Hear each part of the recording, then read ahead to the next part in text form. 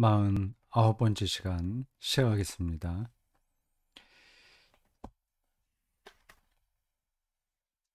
48번째 강독 뒷부분에서 보았던 단락의 제목이 이랬습니다. 새로운 균형점의 발견. 그리스도교 윤리가 새로운 균형점을 발견했다는 거 아닙니까? 근데 그게 또 역설적이에요. 우리가 이 체스터턴의 글을 계속 따라오다 보니까 저분의 사유가 어떻게 진행되는지 이제는 상당히 어, 익숙해졌습니다. 역설적이에요. 기독교를 음,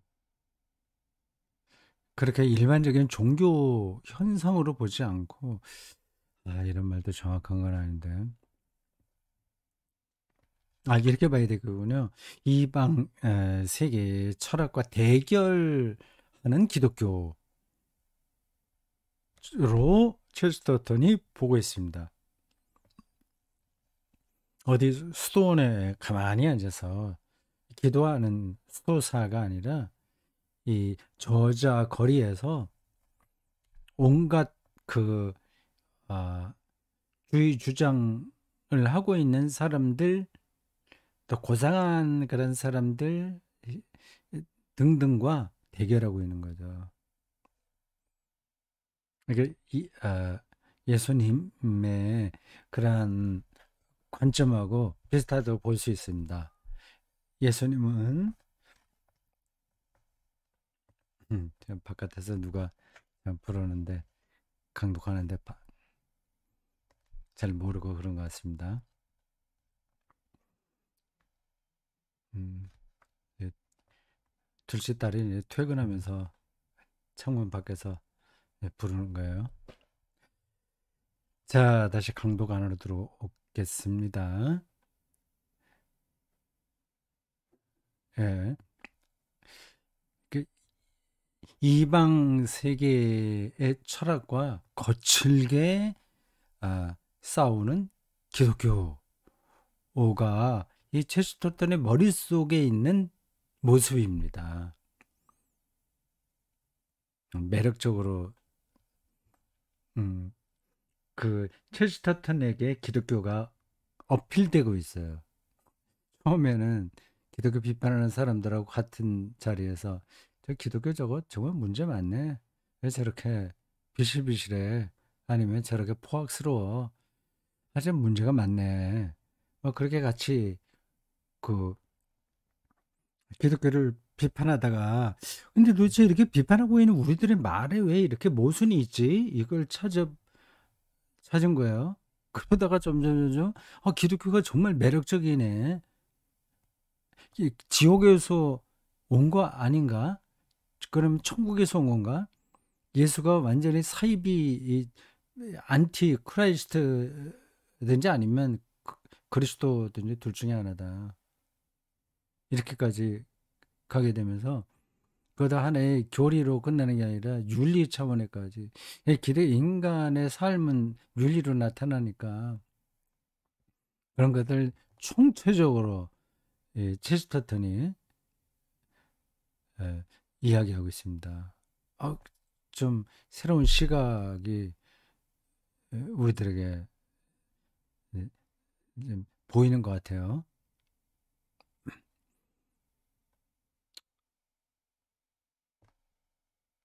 역설적 업적이라고 했는데, 그러니까 이방인들의 관점과는 전혀 다른 관점이 기독교에 있다는 겁니다. 서로 충돌하는 두 가지 속성을 잠재워서 적당하게 혼합하는 게 아니라 다 드러나게 하는 거죠. 그래서 새로운 균형점을 찾았다고 그래서 이제 이거는 난폭한 거하고 온순한 거하고 중간쯤 되는 걸 찾았나 그런 생각이 드는데 그거 아니었습니다. 정치에서도 뭐 좌파와 좌파, 우파 그게 아니라 중도, 아니 중도의 자리를 잡은 건가? 그래서 생각이 되잖아요. 균형점을 잡았다고 하니까 그게 아닙니다. 전혀 다른 균형점이 있는 거예요.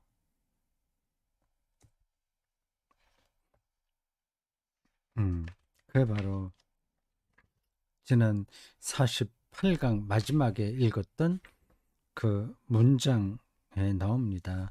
이방인들은 이렇게 생각하죠. 뽐내지 말고 또 비굴하지도 말아라. 예, 균형을 잡는 거죠. 또 중간의 자리를 잡는 거죠. 근데 기독교는 아니다.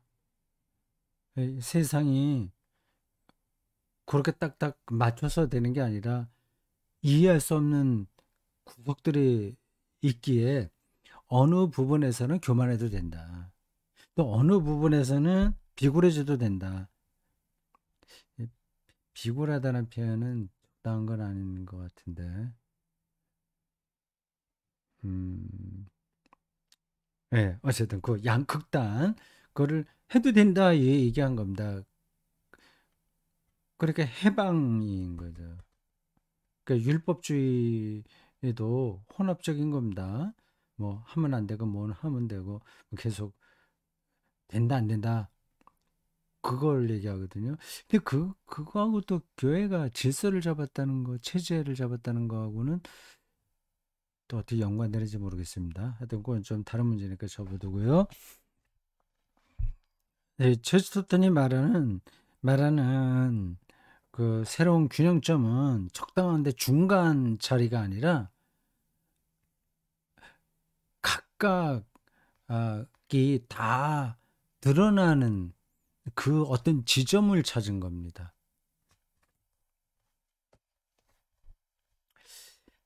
자, 거기서 이제 이어집니다. 222쪽이에요. 이방 사상은 일반 철학이라고 얘기해도 됩니다. 대칭으로 균형을 잡아서 똑바로 선 대리석 기둥과 같았다. 기독교는 주춧대를 건드리면 흔들거리면서도 거기서 파생된 것들이 서로 균형을 잡아주기에 천년 동안 보좌에 놓여 있었던 울퉁불퉁하고 거대한 낭만적인 바위와 같았다.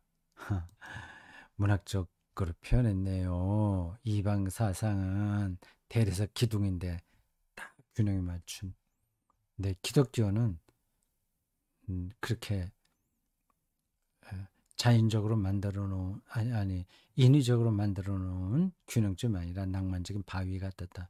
고딕 성당에서는 기둥들이 모두 달랐지만 모두가 필요했다. 각 받침들은 우발적이고 환상적인 받침 기둥처럼 보였다. 각 지지대는 임시 변통의 지지대였다. 마찬가지로 기독교 세계에서도 그처럼 우발적으로 보이는 요소들이 균형을 잡았다. 이상한 부분들이 눈에 보이잖아요. 이게 우발적으로 보이는 요소입니다. 대주교였던 백개성 황금색과 심홍색의 예복 아래 고행자가 입는 거친 모직 셔츠를 입고 있었다. 서로 다른 세계를 상징하는 색깔이죠. 그러나 그런 복장의 조합에 대해서는 많은 이야기를 할 수 있는데 그는 거친 모직 셔츠의 혜택을 받았고 길거리에 있는 사람들은 황금색과 심홍색 예복의 혜택을 받았기 때문이다. 그러니까 대주교인 백계 자신은 자기가 고행자로서의 정체성에서 영적인 위로를 받았고 길거리에 있는 사람들은 주교의 그 복장에서 뭔가 느끼잖아요.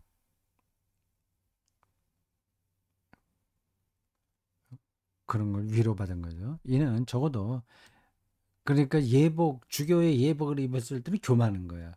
겉으로 볼 때. 인간이 무슨 저런 휘황찬란한 옷을 입고 있지, 예복. 주교 옷도 대단합니다. 교만한 거예요. 그러나 고행자가 입은 거친 옷은 이제 아주 겸손한 거죠. 얘는 적어도 남을 의식해서 겉으로는 단조로운 검은색을 입고 가슴 가까이에는 황금으로 치장하는 오늘날 백만장자의 모습보다 훨씬 낫다. 음, 오늘은 오히려 위선적인 거죠. 기독교에 나타난 것은 상징적이었다면 현대인들에게 나타나는 것은 위선적인 거죠.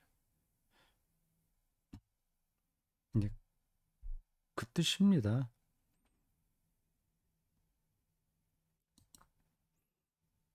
자, 그 다음 쪽 넘어가겠습니다. 224쪽이에요.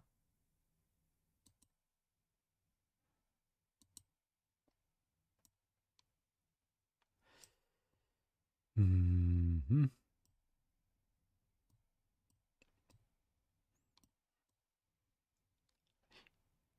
이미지 파일이 이제 좀 선명하게 잘 보이죠. 처음 시작할 때는 요 사진을 찍을 때 조명 이런 게 잘 안 맞아서 대충 했는데 지금은 어떤 각도에서 찍으면 저렇게 선명하게 나오는지 알게 됐습니다. 요 사진기거든요. 똑딱이. 예, 아주 옛날에 아주 옛날은 아니죠. 1900, 왜 이러지? 2016년도에 그 10월에 이제 16년 10월에 한 달 동안 그 독일 갔다 올 때 산 겁니다. 독일에서 산 거예요.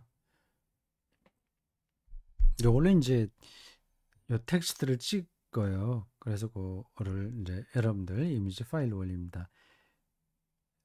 근데 지금은 상당히 그래도 글자가 정확하게 나오죠. 중요한 건 이제 조명, 아니죠. 그 뭐예요? 밝기입니다. 그걸 밝은 데서 해도 안 되고 빛이 다른 데서 들어와도 안 되고 좀 약간 그 애매합니다. 근데 그건 이제 말로 설명하기 힘든데 이제는 알게 됐어요. 좀 가능한 대로 빛의 어둡게 해서 찍는 게 훨씬 보기에는 좋습니다.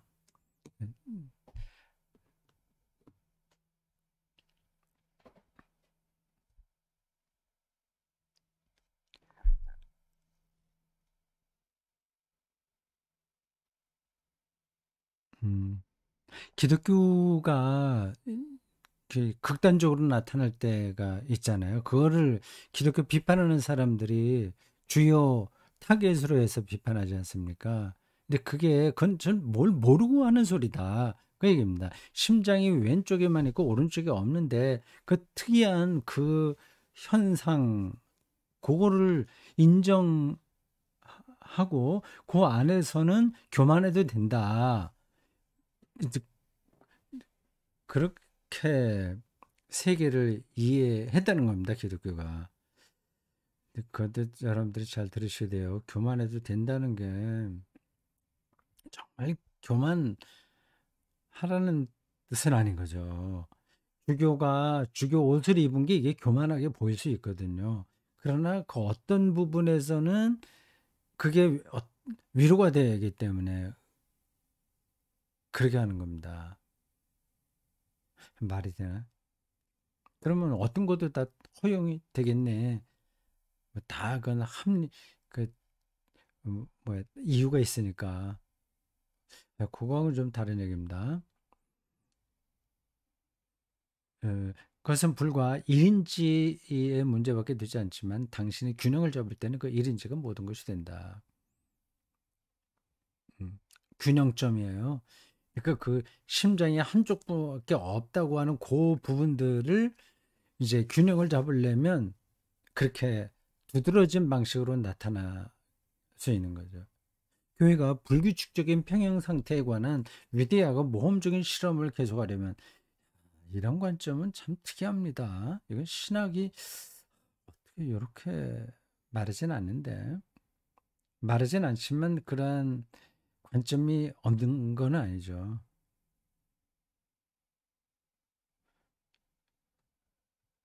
여러 번 읽어둬야 될 문장입니다. 교회가 불규칙적인 평형 상태에 관한 이 세계가 그런 거잖아요.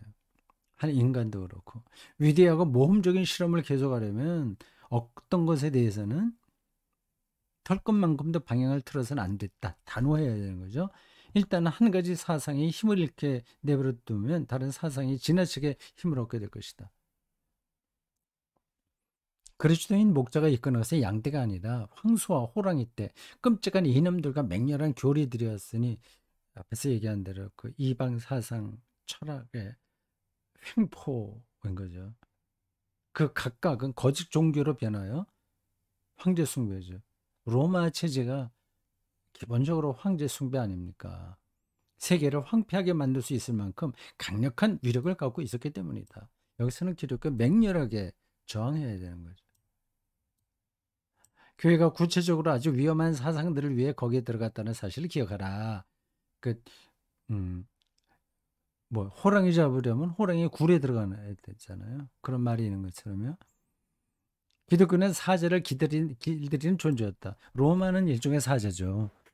성령을 통한 잉태, 신적 존재의 죽음, 예수 죽음, 마리아 이야기, 죄의 용서, 예언의 성취 등과 같은 개념은 누구나 볼 수 있듯이 단 한 번의 손길로 신성 모독적이거나 사나운 것으로 변질될 수 있는 개념들이었다. 그렇죠. 위험한 겁니다. 가장 작은 연결고리가 지중해 의 고환자들에 의해 떨어지자 옛 비관주의의 사제가 잊힌 북방의 숲속에서 그의 쇠사슬을 부숴보았다. 아이고 복잡한 얘기가 지나가야 되겠어요. 이와 같은 신학적 평준화 문제는 나중에 얘기할 예정이다. 이게 어떤 상징인 것 같은데 여기서는 교리에서 자그마한 실수만 저질러도 인간의 행복에 거대한 실책이 초래될 수 있다는 점을 유념하는 것으로 충분하다. 기독교가 그렇게 도그마를 중요하게 생각한 이유가 있는 겁니다. 신조를 계속 말한 이유가 거기 있는 거예요.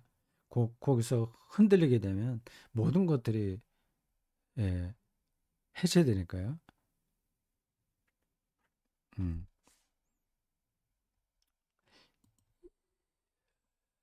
224쪽이 됐고 225쪽 이제 거의 다 됐습니다. 지금 우리가 보고 있는 것은 마지막 단락이에요. 정통신앙 온전한 정신입니다. 거기에서 그 앞에 읽은 내용이에요. 왜 이렇게 안 나오지?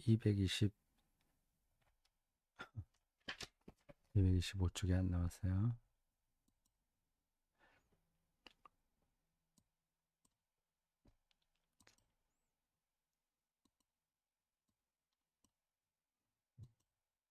응? 어디 갔어요?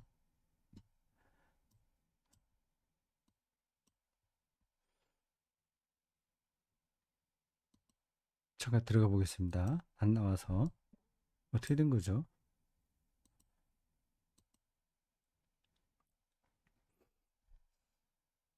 이미지 2 미안합니다. 기능에 약간의 문제가 생긴 것 같은데 다시 한번 다른 걸로 불러와 보겠습니다. 이미지 3으로 다시 한번 해보겠어요.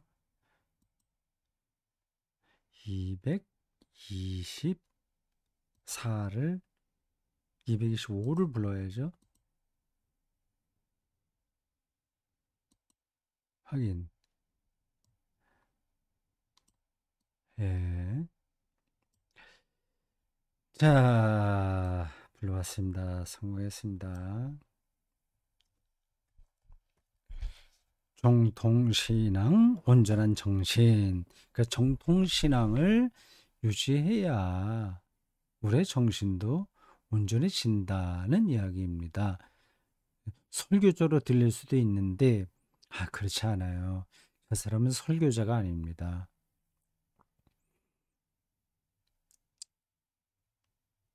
예, 뭐 완전히 설교자가 아니라고 단정할 수는 없으나 접근 방식이 다른 거예요. 그 정통신앙, 오소독시예요. 사도신경에 근거한 신앙 체계입니다. 예, 바위와 같은 거죠. 그게 지켜져야 우리의 정신도 온전해진다. 그렇지 않으면 어떻게 돼요? 미치죠. 미치게 하게 되죠. 한쪽으로 치우치게 되는 거죠.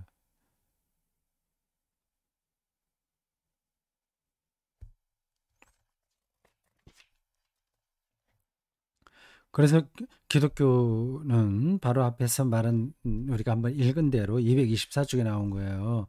1인치 정도의 문제에 불과한 도구마를 두고 이단 논쟁을 격렬하게 이어왔습니다.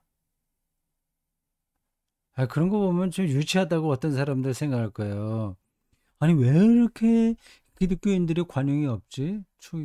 기독교 교리가 세워지는데 왜 이렇게 이단들 만들었지? 이단을 축출하지? 같이 웬만하면 좀 그리스도 안에서 사랑으로 관용하고 살지. 근데 이단 논쟁이 대단했거든요. 그 영지주의도 있고 뭐 많습니다. 뒤에 여기 나오겠지만 아다나시우스와 아리우스 이, 이 어, 투쟁도 대단했고요. 결국은 아다나시우스가 승리하게 되죠. 아리우스는 2단으로 나가게 되고요. 그게 계속됐습니다. 그게 1인치 문제 갖고서 다투는 건데 이게 정통신앙이 있어야 우리 정신이 올바르게 유지되기 때문에 그런 겁니다. 틀린 얘기가 아니죠. 음, 사자를 길들이는 조련사이기 때문에 한눈 팔면 안 되는 거죠. 네, 그런 뜻입니다, 대충. 225쪽. 이는 참으로 몸을 전율하게 하는 정통신앙의 로맨스다. 저게 왜 로맨스를 붙였는지 모르겠어요. 음,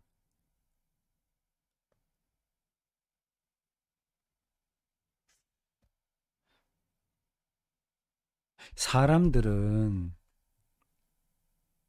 정통신학을 무겁고 따분하고 안전한 그 무엇으로 말하는 어리석은 습관에 빠져버렸다. 뭐, 그건 맞죠. 한국 그리스도인들도 그 사도신경, 기독교 교리 도구마에 대해서 관심이 없어요. 그러니까 무겁고 따분하고 이 안전한이라고 번역되어 있는데 좀 어울리지가 않는 단어 같아요. 무겁고 따분하고 그냥 무난한 요 정도로 보면 되겠네요. 그렇게 생각하는 건데 그렇게 말하는데 안전한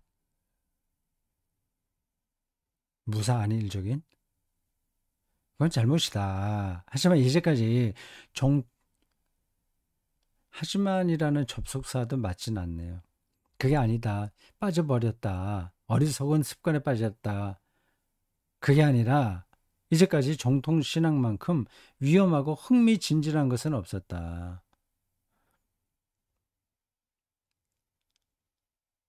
그것은 한마디로 온전한 정신이었다. 음, 온전한 정신이 있으니 미친 사람들 틈에서는 어떻겠어요? 어떤 취급을 받겠습니까?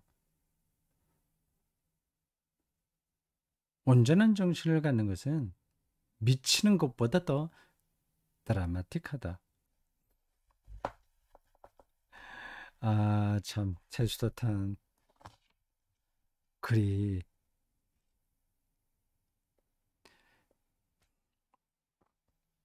재밌습니다. 또 제 적당한 단어가 떠오르지 않네요. 온전한 정신을 갖는 것은 미치는 것보다 더 드라마틱하다. 그것은 미친 듯이 질주하는 말들 뒤에서 몸을 이쪽으로 구부리고 저쪽으로 기울이면서 순간순간 조각상의 우아함과 산술적인 정확성을 겸비한 한 사람의 평형 상태와 같다. 그 마차를 미친 듯이 질주하는 말을 뒤에서 몰고 가는 마부. 그러나 균형을 잘 갖추고 있는 그런 것과 같다. 이렇게 상징, 상징인가요? 비유는 아니고 그렇게 표현하고 있습니다. 근데 참 어떤 건지 이렇게 그림처럼 우리들에게 전달되네요.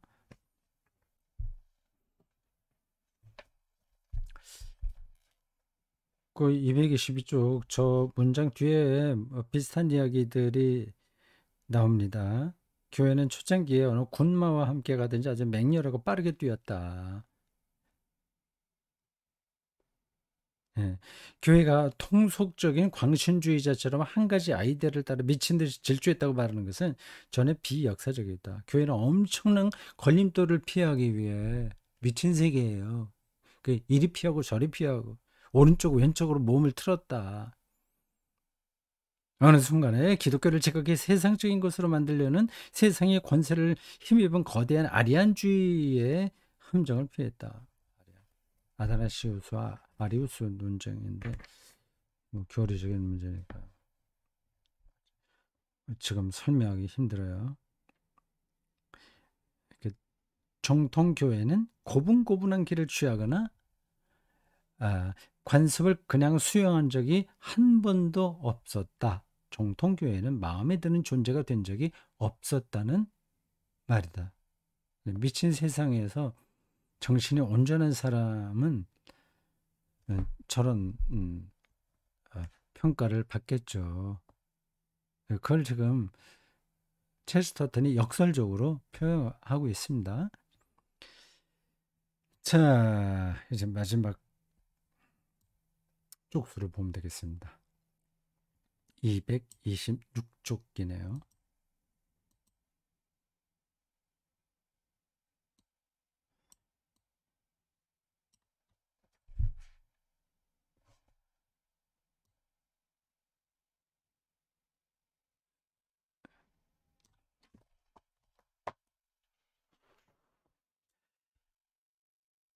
차라리 아리안주의자들의 현세적인 권세를 그냥 받아들이는 편이 더 쉬웠을 것이다. 아리우스는 예수의 신성을 부정하는 대표자입니다. 예수는 하나님과 동질이 아니다. 그렇죠.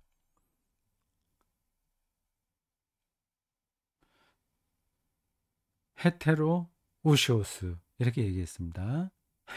뭐 딱 그렇게 얘기했다기보다도 그의 논리의 핵심을 키워드를 뽑자면 헤테로 우시오스예요. 이것에 반해서 아다나시오스는 다 주교들입니다. 호모 우시오스라고 있습니다. 본질이 동질이다. 이질 아리우스는 동질 이거는 아다나시오스. 그리고 그 다음에 또 중간쯤 되는 입장이 나중에 타협점으로 나오기도 했어요. 호모 이 우시오스. 이거는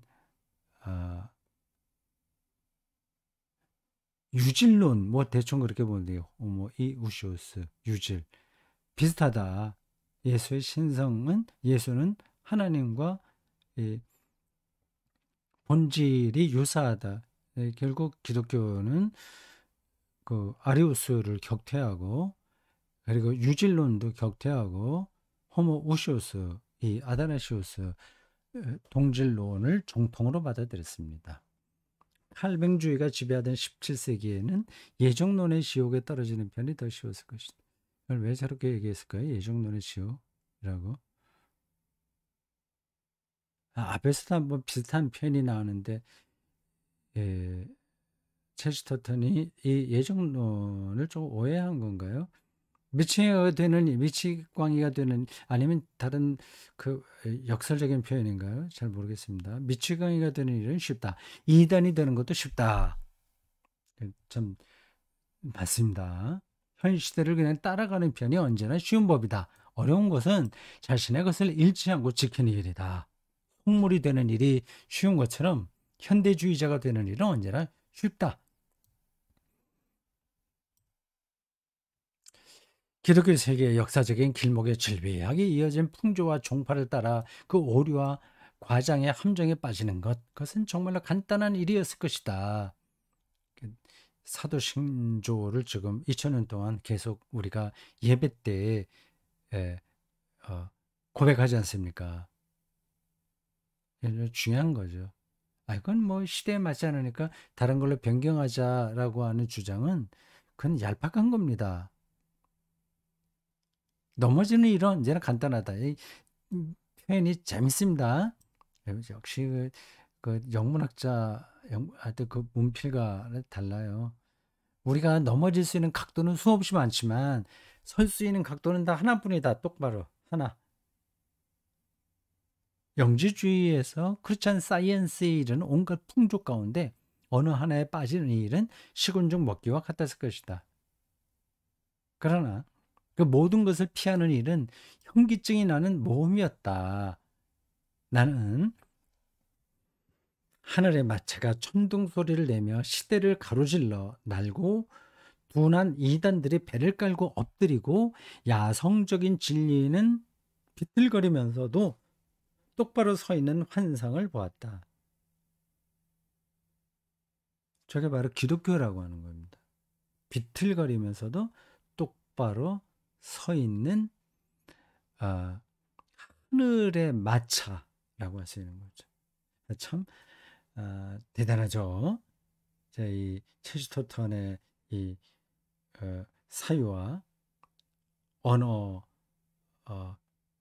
표현력,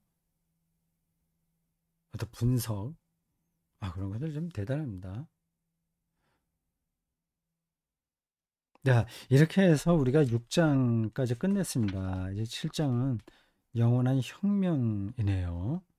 여기서 또 어떤 얘기가 나올지 기대가 됩니다. 수고했습니다.